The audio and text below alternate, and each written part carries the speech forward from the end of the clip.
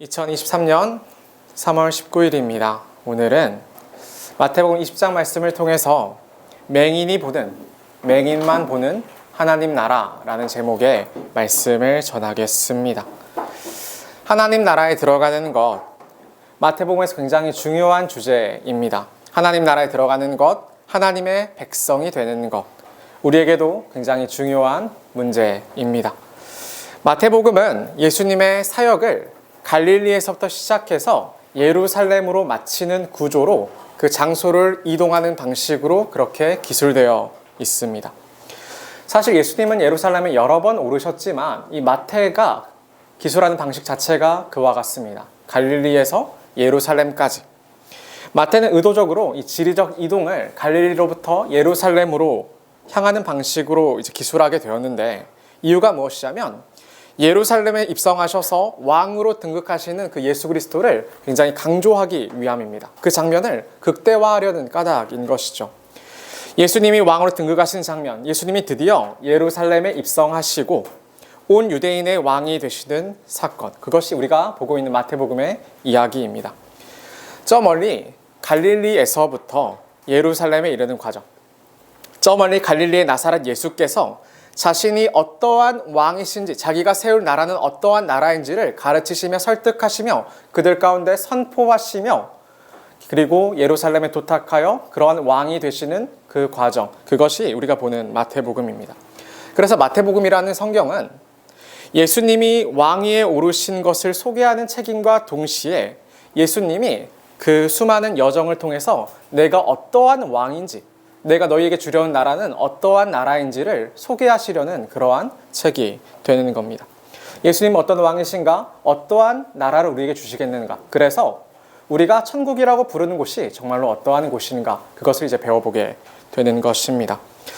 마태복음을 묵상하면서 우리가 진실로 하나님 나라를 알고 하나님의 나라에 속하기를 고대할 수 있고, 이 땅에서도 하나님 나라에 속한 자답게 살 수 있기를 바라는 겁니다. 우리가 살펴보려는 20장의 앞에서 나타난 이야기를 살피면서 이제 이야기를 시작하려고 합니다. 부자 청년에 대한 이야기가 나타나 있죠. 19장의 마지막에 나타난 이 부자 청년은 예수님께 영생을 얻는 방법에 대해서 여쭈려고 찾아갑니다. 영생이 있는 곳, 하나님 나라죠. 어떻게 하면 하나님 나라에 속하여 영생을 얻을 수 있을까? 그것이 궁금하여 이 부자 청년이, 부족할 것 없는 청년이 예수님께 찾아가게 된 것입니다. 예수님은 청년에게 답을 주셨는데, 계명을 지키면 영생에 이를 수 있다, 이렇게 답을 주셨습니다. 10계명 중에 이웃을 사랑하는 것에 해당하는 그 계명들을 말씀하셨습니다. 살인하지 말라, 간음하지 말라, 도둑질하지 말라, 그리고 거짓말하지 말라, 내 부모를 공경하라.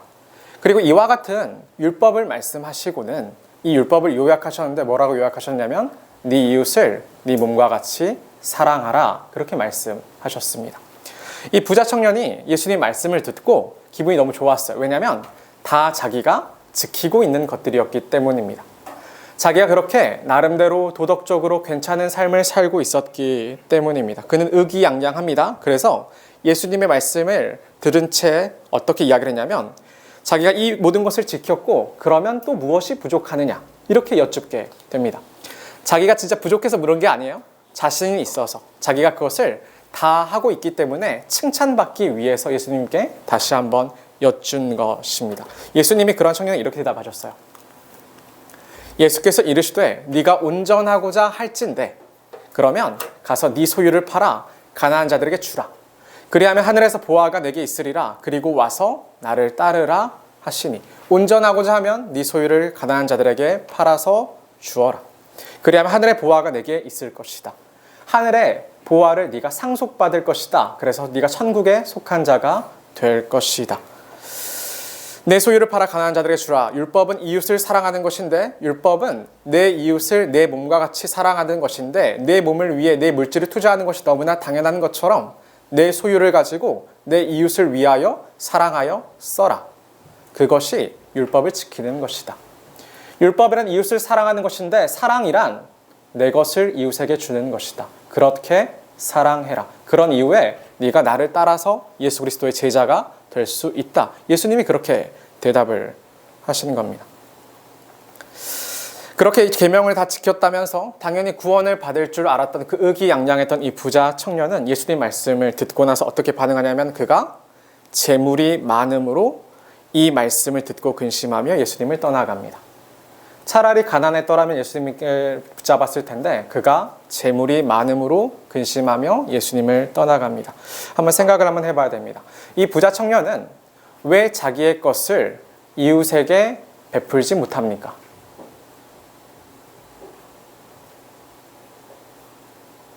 여러분, 왜 자기의 것을 이웃에게 베풀지 못합니까? 저는 사실 어떤 생각을 했냐면 만약에 제가 이 부자 청년이었잖아요. 근데 지금 여기 본문에서는 모든 걸 다 팔라는 말은 없으니까. 그런데 예수님이 나에게 직접 그렇게 말씀하신다면 저는 사실 대부분의 재물을 팔았을 것 같아요. 그게 이제 인생을 건 도박인 거지. 할 만한 일이라고 생각을 했죠. 근데 예수님의 의도는 그런 게 아니에요. 내 명예나 내 자존심이나 혹은 내가 한번 어떻게 만용을 부려봐서 그렇게 하라는 게 아니에요. 무슨 말이냐면 이 사람은 자기의 수고로 자기의 것으로 자기를 위한다고 믿어요. 그런데 예수님은 다르게 말씀하실 거예요. 네 것은 네 게 아니야. 네가 얻은 것들은 네 게 아니야. 네가 얻은 것은 은혜로 주어진 것일 뿐이야. 그러므로 네가 은혜로 받았으니 그 은혜를 너도 주변에 베풀며 살아야 마땅해. 그것이 네가 은혜 받은 자임을 인정하는 삶이야. 이 부자 청년은 많은 것을 가졌어요. 그런데 그 많은 것을 자기를 위해 쓰고자 해요. 그는 은혜와는 무관한 자가 된 겁니다. 은혜로 구원받은 게 아니라 자기 가진 것으로 구원에 이른다. 그렇게 생각했던 자인 것이죠. 이 말씀을 잘 기억해 놓으십시오. 그러면 이 구도를 잘 기억해 놓으면 오늘 보게 된 20장을 잘 이해할 수 있을 것이라 생각해 봅니다.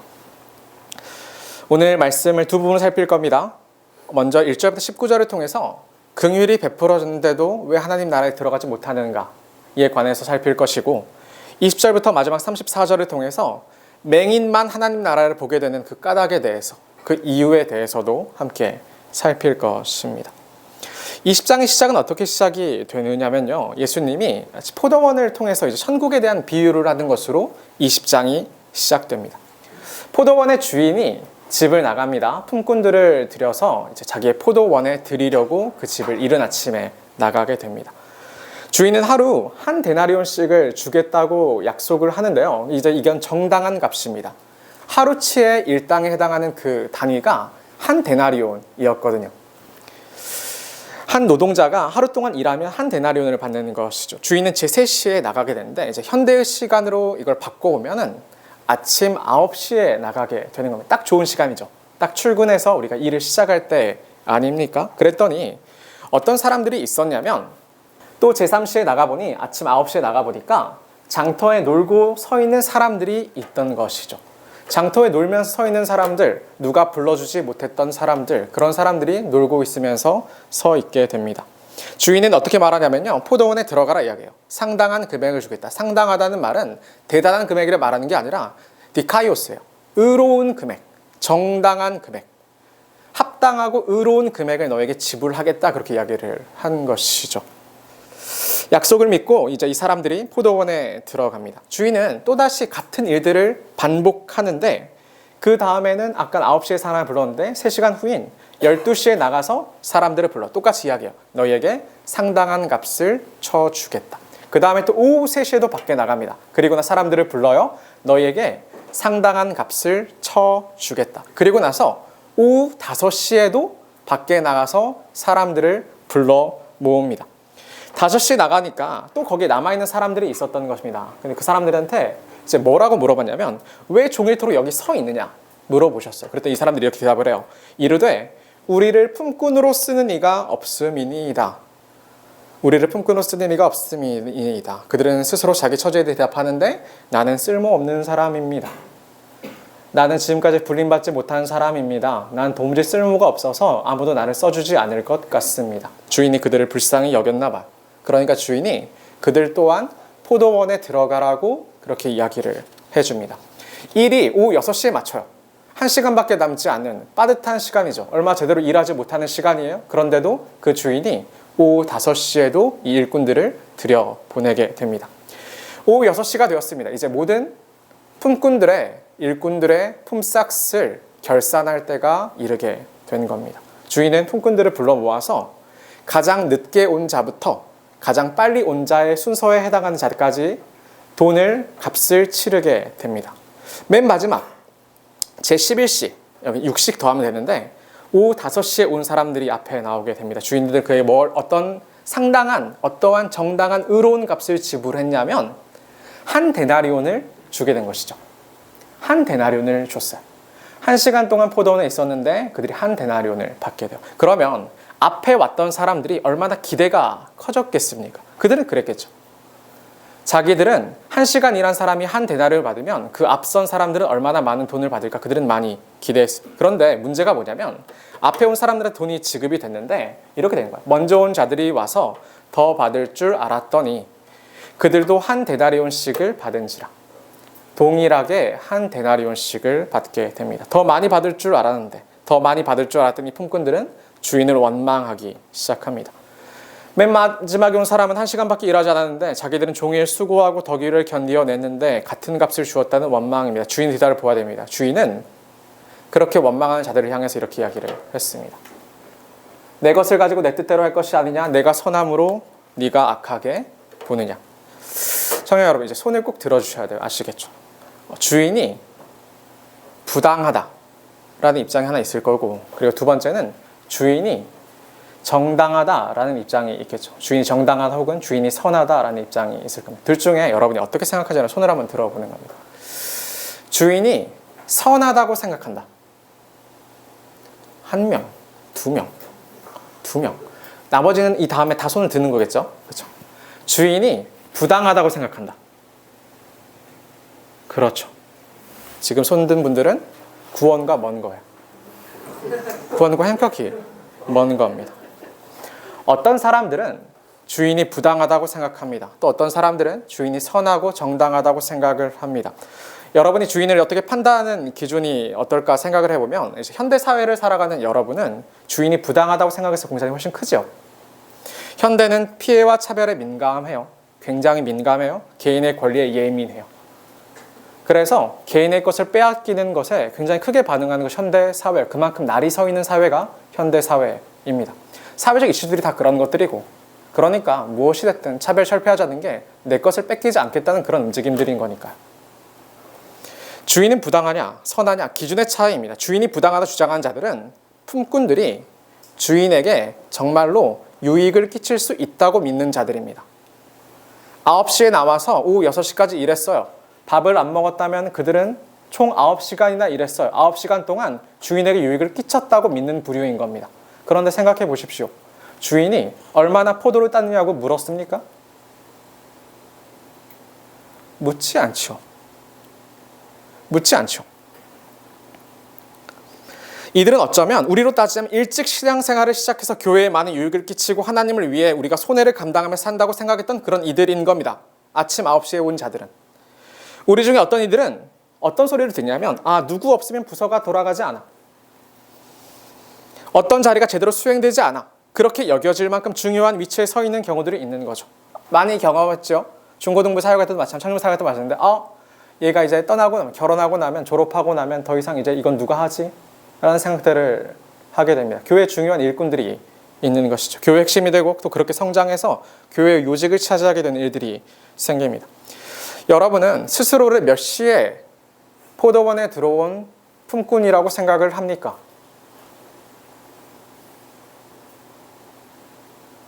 저는 아침 6시.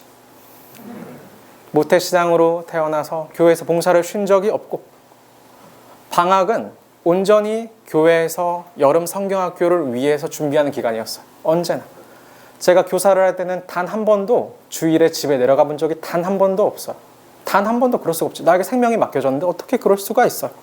수요 예배를 빠져본 적이 없고, 금요일을 빠지는 것은 어떨 때 가능하냐면 눈병이 걸려서 전염의 위험이 있을 때, 그쯤에 빠지는 것이 제 인생이었죠. 11조를 시작한 이후로 단 한 번도 11조를 빼먹은 적이 없고, 그러니까 이제 여러분들이 막 수고한다고 해서 그래봤자 너희의 수고는 6시간, 나의 수고는 12시간, 이제 이렇게 생각하는 경우가 많지 않습니까? 여러분은 많이 수고했습니까? 여러분은 많이 수고했습니까? 우리 중 대부분은 모태신앙으로 일찍 교회에 나와서 일찍 신앙인으로 살아갑니다. 그런데 마음속에 신앙인으로 살아가는 기쁨보다는 무엇이 있냐면 신앙인으로 살아가기 때문에 누리지 못한 피해에 대한 인식들이 우리는 굉장히 생각보다 굳게 자리 잡고 있는 거죠.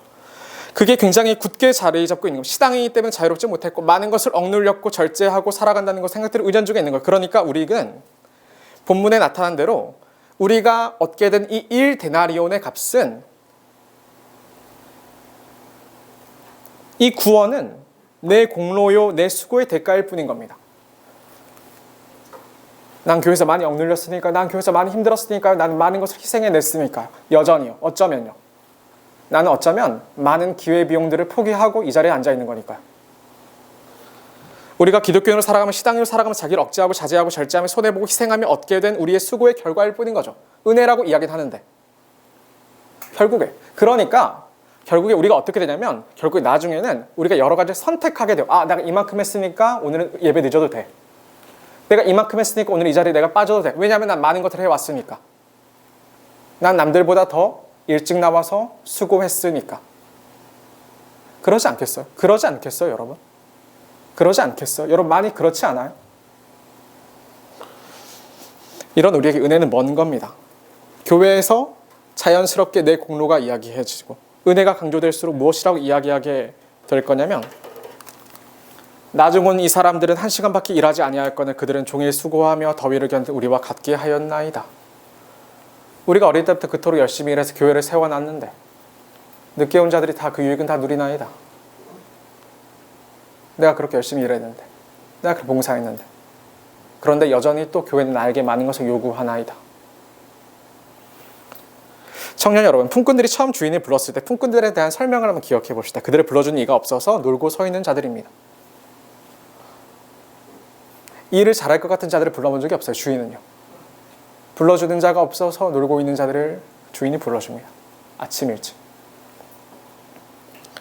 오전 9시에 불린 자들이 그랬고 오후 5시에 불린 자도 똑같았습니다. 시간이 달랐을 뿐이지 그들에 대한 처지는 똑같은 것이죠. 주인은 결산할 때 그들의 수고를 묻지 않습니다. 주인은 그들에게 얼마나 대단한 값을 만들어낸 창출해낸지 묻지 않습니다. 얼마나 포도를 땄는지 묻지 않습니다. 로마 사도 바울이 어떤 말씀했는지 기억해 보십시오. 사도 바울 기억하십니까? 그 모든 수고와 그 모든 대단한 노력을 다한 이유, 그가 뭐라고 이야기했냐면 일하는 자에게는 그 삭시 은혜로 여겨지지 않고 보수로 여겨지거니와 그런 자에게는 은혜가 없거니와 그런 자들은 단지 당연한 보수일 뿐이거니와 그러나 일을 아니할지라도 경건하지 아니한 자를 의롭다 하시는 이를 믿는 자에게는 그의 믿음을 의로 여기시나니 일을 하지 않을지라도 경건하지 않는 자를 의롭다고 하시는 이를 믿는 자에게는 그 믿음을 의로 여기시다니. 나는 일한 게 없다. 나는 하나님 앞에 어떠한 가치를 끼쳐본 적이 없다. 내가 주 앞에 섰는데 내가 많은 것을 해온 것 같은데 사실 주 앞에 내세울 게 없다. 그런 자. 그런데 일하는 자에게는 그 삭시 은혜로 느껴지지 않아요. 보수로 여겨질 뿐입니다. 우리의 구원은 우리의 공로로 된 것이 아닙니다. 우리의 구원은 우리의 땀 흘린 노력이나 어떤 피해로 된 것이 아닙니다. 우리의 구원은 오직 예수 그리스도를 믿는 믿음으로 된 것입니다. 교회에 나온 우리는 먼저 교회에 우리가 도착해서 교회에서 많은 시간을 투자하고 사실 우리가 어릴 때부터 교회에서 얼마나 많이 부대끼면서 자라옵니까? 대부분이 그렇지요. 소수는 그렇지 않지만요. 그러면 우리는 무엇을 배워야 되냐면 하나님의 긍휼과 은혜를 배우는 게 옳은 겁니다. 교회에 오래 다니는 우리는 하나님 베푸신 은혜에 더욱 민감해야 옳은 겁니다. 그런데 우리는 어느새 수고만 남는 거예요. 수고만 남아. 그럼 우리의 신앙생활은 비참한 것이 돼요. 기쁨이 아니라 의무밖에 남지 않지요. 그러니까 여러분은 교회에서 배워야 될 것을 못 배우는 거죠. 그런데 어른들이 일하라고 하니까 그냥 억지로 꾸역꾸역 일하면서 욕먹지 않을 정도만 그렇게 살아가는 거예요. 제가 앞에 부자 청년 이야기했잖아요. 제가 보면서 어떤 생각하냐면 저는 어느 정도의 재산을 낼 수 있다고 말했잖아요. 왜냐하면 저는 제 어떠한 명예 혹은 제 어떤 가오를 중요하게 생각하는 사람이니까요. 남들 보는 시선도 있으니까. 그러니까 목사니까. 근데 그게 하나님과 관계에 무슨 의미가 있어요? 여러분 교회에서 열심히 컸고 칭찬받으니까 누구 딸이니까 누구 아들이니까 그래서 봉사 열심히 해요? 그게 하나님과 관계에서 무슨 의미가 있어요?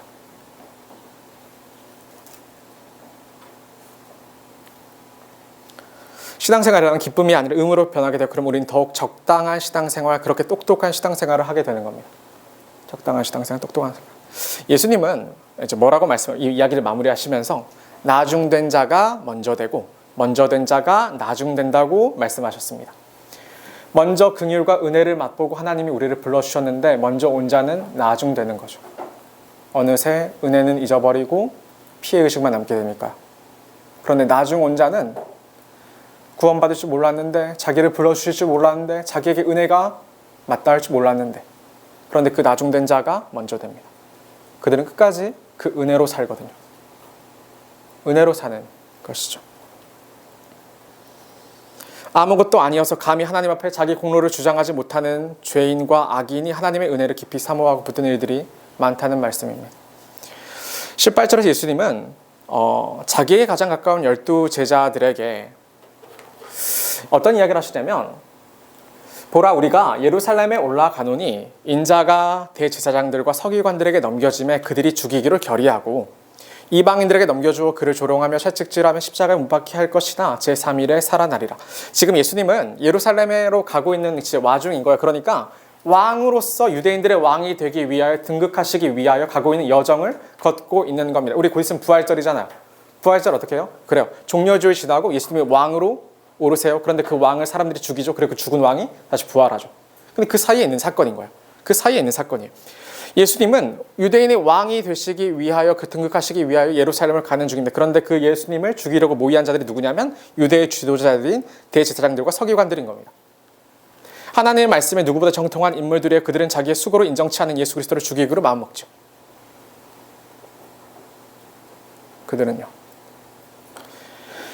그들은 자기의 수고와 자기의 노력의 결과의 열매를 자기들이 먹어야 한다고 믿어요. 인생의 모든 것이 은혜가 아니라 인생의 모든 것이 다 내 고생에 대한 삭신 것이죠. 내 보수인 것이죠. 그러니까 그들은 어떤 것이 자연스럽냐면 내 모든 삶이 은혜가 아니라 내 모든 삶이 내 노력의 결과라고 믿어요. 입으로 은혜를 말하겠지만, 그러니까 다 내 것이죠. 다 내가 누려야 할 것이죠. 다 내가 고생해서 얻어낸 것이죠. 그러니까 나눌 수 없죠. 내가 돈이 많아서 나누는 게 아니에요. 내가 저처럼 자존심이 세서 남들 보는 눈이 있으니까, 그러니까 가오상하지 않으려 나누는 그런 게 아니에요. 그게 아니라 어떻게 고백하는 자냐면, 기독교에는 내 모든 삶이 은혜로 되었나이다.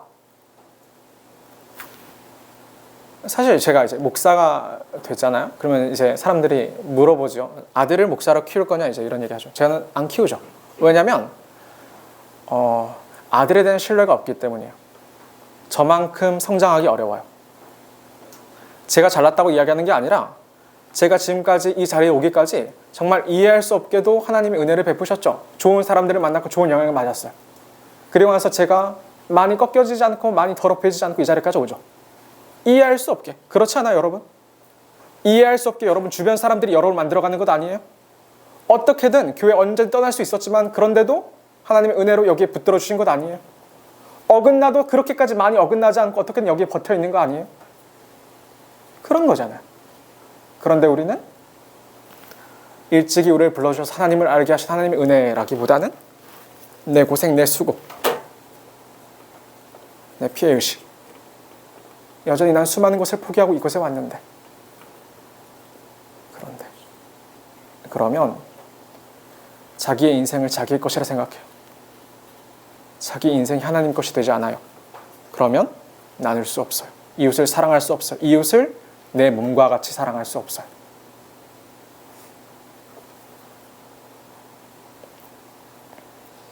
앞서 부자 청년의 이야기가 그 이야기입니다. 부자 청년은 소유를 가난한 자들에게 나눠주라는 예수님의 말씀을 듣고 예수님을 떠났습니다.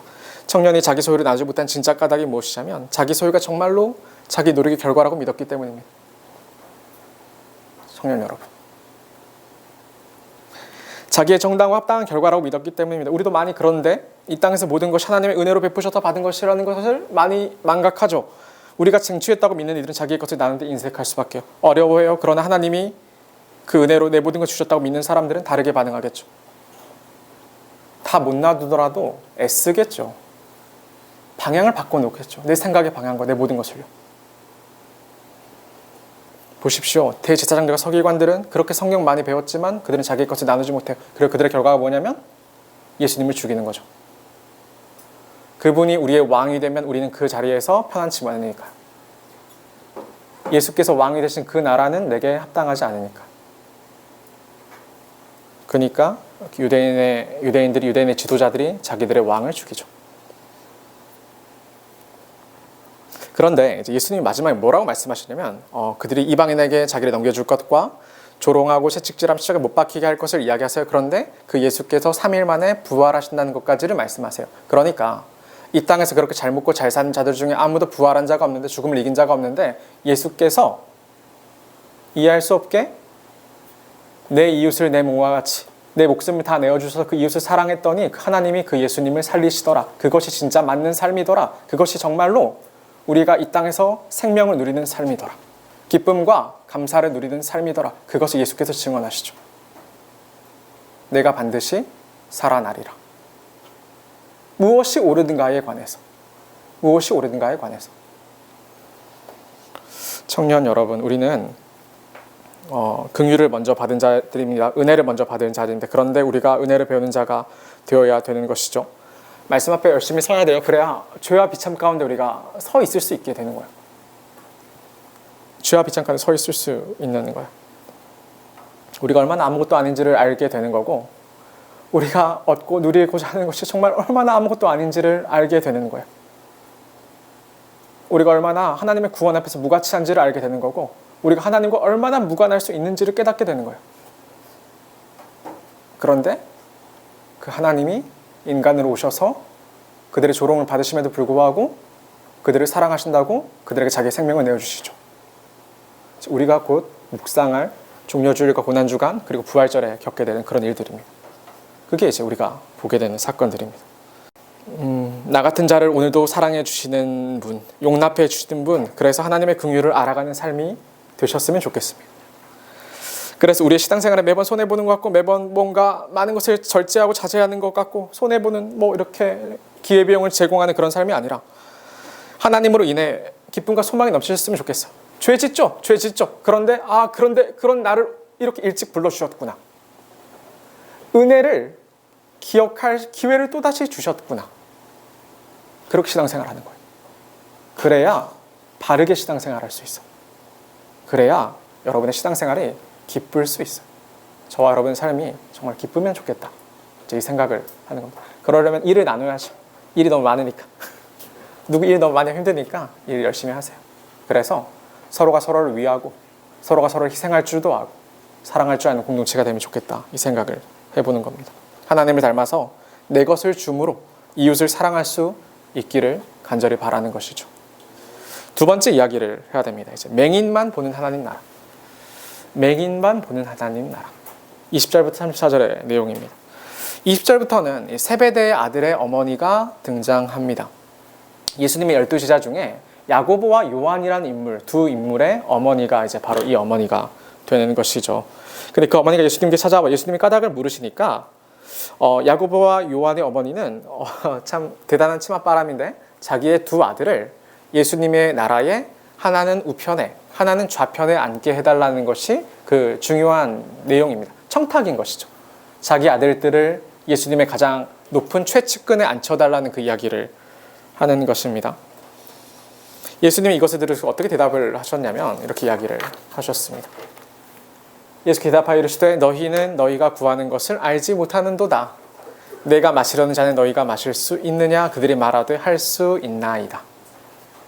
너희는 너희가 구하려는 것을 알지 못하는도다. 예수께서 마시는 잔은 십자가의 잔이었어요. 근데 그들은 그 잔이 영광의 잔일 줄 알아요. 예수님 믿으면 다 잘 먹고 잘 살고 떵떵거리고 권세 부리며 살 줄 알아요. 그런데 예수님은 어떤 걸 지셨냐면 십자가를 지시죠. 너희가 이 잔을 마실 수 있느냐? 그들이 말하되 할 수 있나이다. 할 수 있나이다. 그렇게 대답을 합니다. 그들은 야고보와 이제 요한의 어머니가 그런 이야기를 하셨지만 그것을 보고 나머지 10명의 12제자 중에 10명의 제자들이 다 분노합니다. 자기도 먼저 그렇게 말하고 싶었는데 자기도 예수님께 먼저 높은 자리에 세워달라고 청탁하고 싶었는데 그 선수를 빼앗겼으니까. 그러니까요. 예수님이 제자들에게 이렇게 말씀하세요. 불러다가 이르시되 이방인의 집권자들이 그들을 임으로 주관하고 그 고관들이 그들의 권세를 부리는 줄을 너희가 알거니와.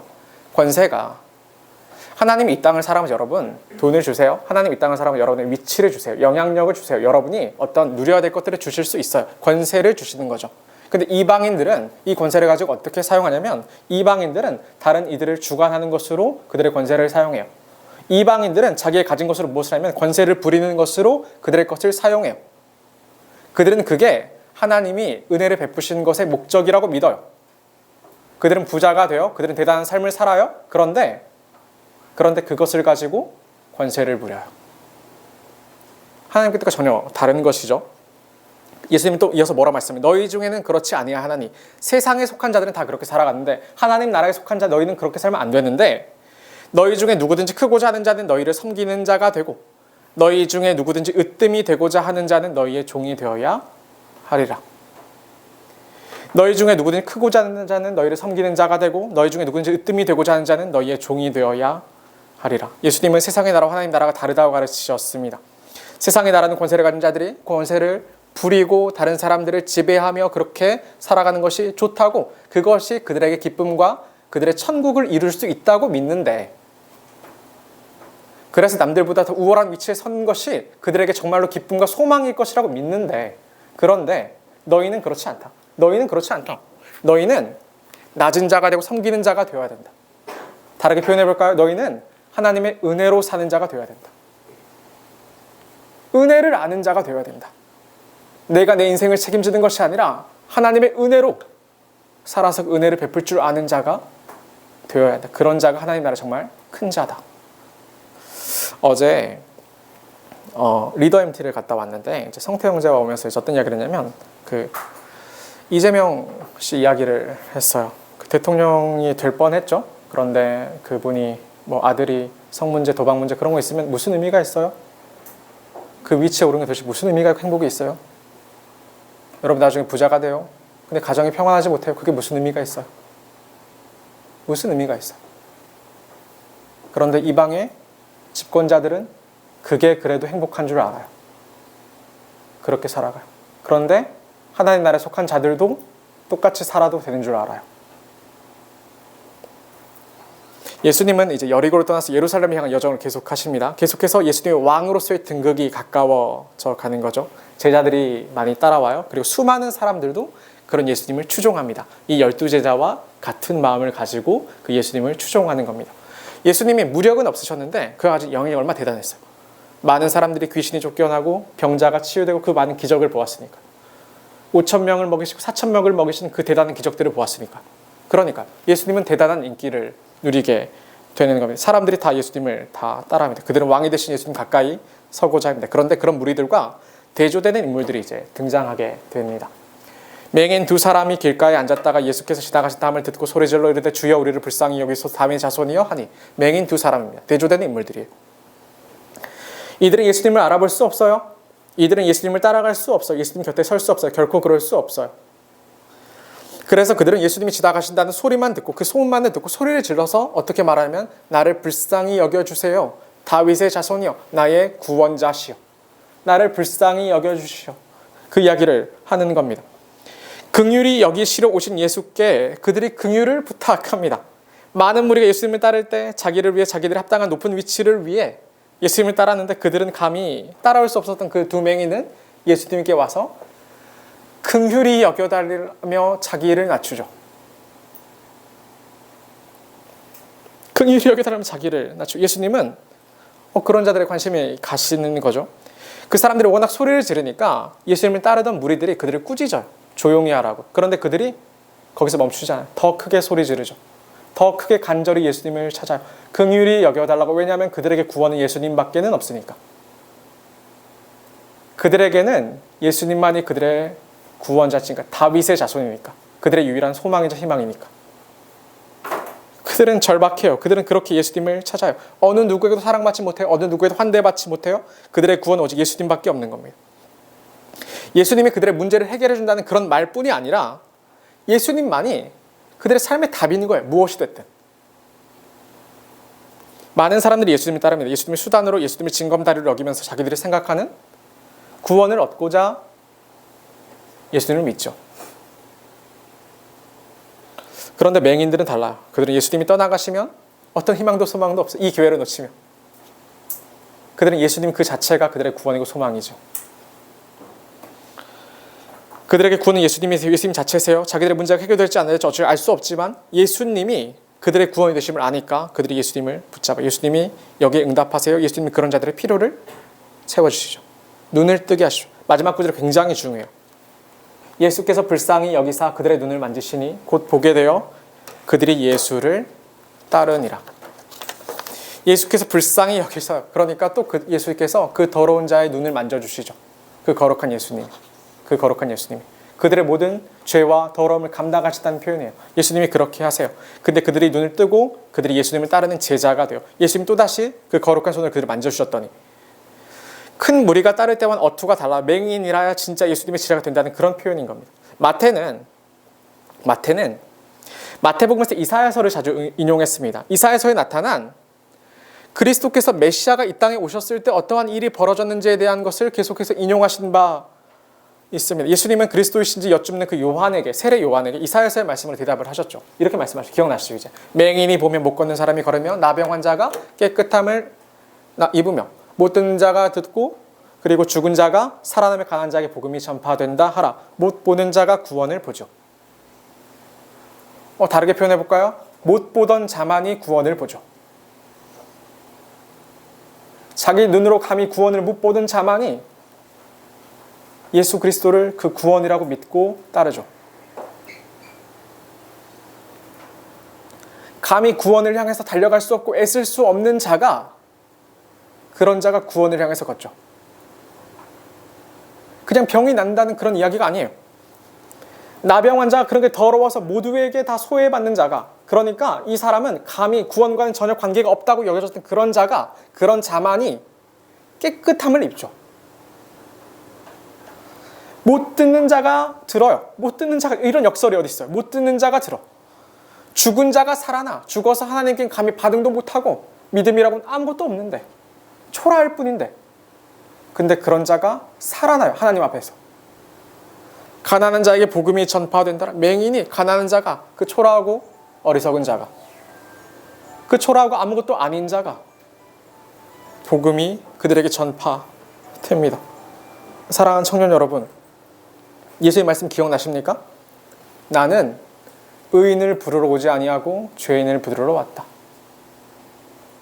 건강한 자에게는 의사가 쓸데가 없다. 나는 병자들을 위하여 왔다. 그런데 우리는 정말로 우리가 죄인이라는 사실을 이해합니까? 교회에 오래 다녔는데 우리는 그 사실을 더욱더 배워가고 있습니까? 아니면 그냥 우리의 공로를 강화하는 것으로 신앙생활을 하고 있는 것은 아닙니까?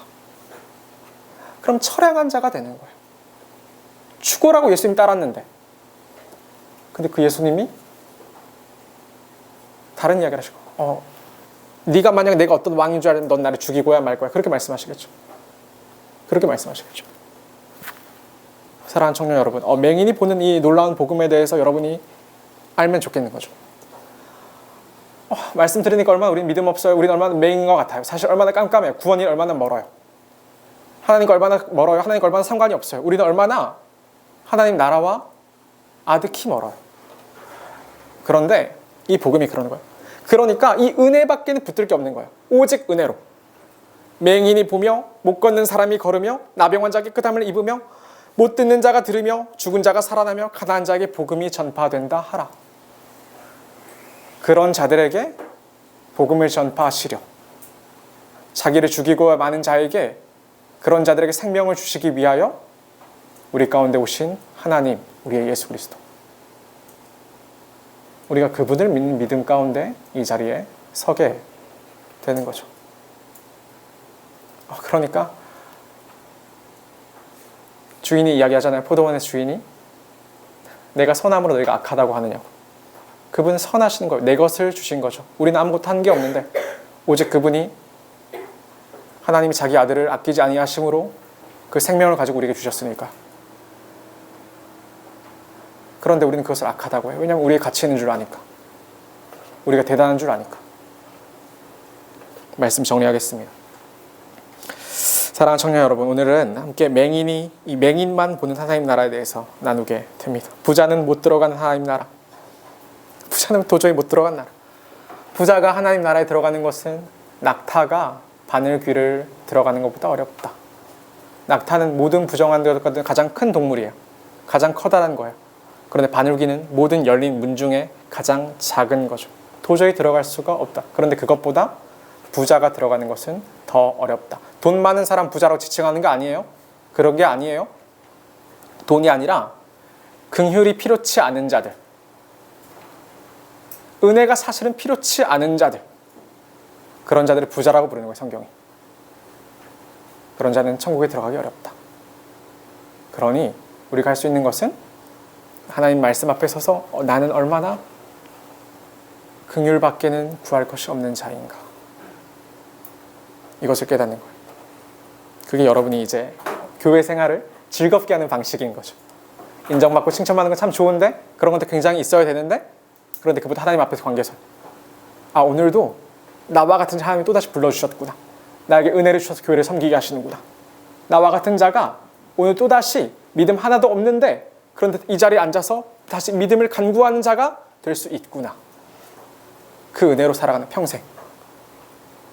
그럼 어느새 우리 아무것도 한 게 없는데 하나님의 은혜로 이웃을 사랑하는 마음이 생기고, 그 가운데 생명을 살리는 기쁨도 생기고, 그 공동체가 아름다워지고, 여러분이 꾸리는 가정이 더욱더 아름다워지고, 그 은혜와 기쁨이 저와 여러분 모두에게 있기를 간절히 바랍니다. 우리 말씀을 놓고 같이 기도할까요?